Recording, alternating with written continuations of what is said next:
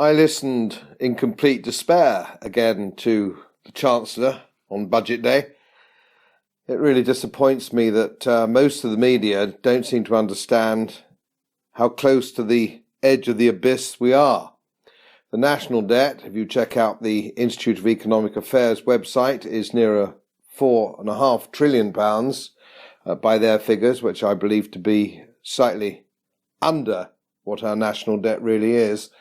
It equivalates to over £75,000 debt for every man, woman and child in the country.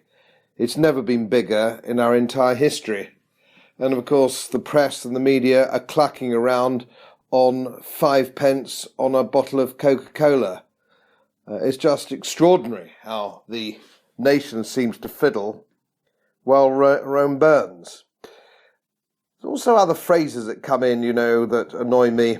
Giveaway budgets and handouts to the rich and all the cliches that come out in the press and on the television. What people don't seem to fully grasp is that the state takes money of some citizens and gives it arbitrarily to other citizens of their choice. State, of course, is just a system of theft from the ordinary taxpayer. They have money taken off them by threat of force. If you don't pay your tax, you're carted off and thrown in a dungeon cell. And of course, we might be less cross, might we not, if it really went our tax on roads when we pay our road tax. But it isn't, is it? It's covered in potholes, our roads, so we get a terrible road system. Does our tax go to nurses and doctors? Well, no, it doesn't, does it? There's over 1 million people, I think it's 1.2 million people now working for the National Health Service, less than half of whom have any medical qualifications whatsoever. So it doesn't find its way to the right place. The Ministry of Defence budget, defence of the realm is the first responsibility of government, and we pay our tax. And yet the Army, the Navy and the Air Force shrinks every single year. So we don't get anything for our money as far as that's concerned. We pay 20% VAT, do we not, on almost everything we buy.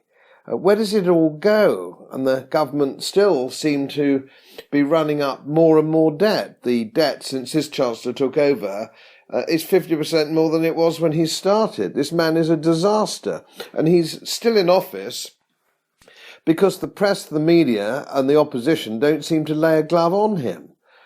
If I were leader of the opposition, or the shadow chancellor, in point of fact, I would have absolutely toasted the Chancellor over this latest budget.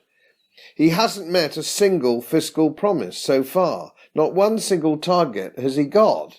And at long last, if you listen, John Humphreys has actually woken up to this and says, what do you need to do in your job to be sacked? Well, this is badly overdue. This is years overdue. He's been at this for 6 years.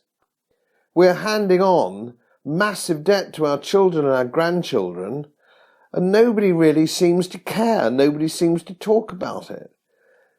I'm very, very worried about the collapse of our country, collapse of the banking system, fiat currency system. We now have the second greatest national debt in the world, second only to Japan. And nobody talks about it. Maybe sometimes I go, well, maybe it's just me. Maybe you can continue to borrow, print money, and spend consistently more than you actually earn. Maybe you can. Maybe it's a whole new paradigm. But I suspect that it isn't.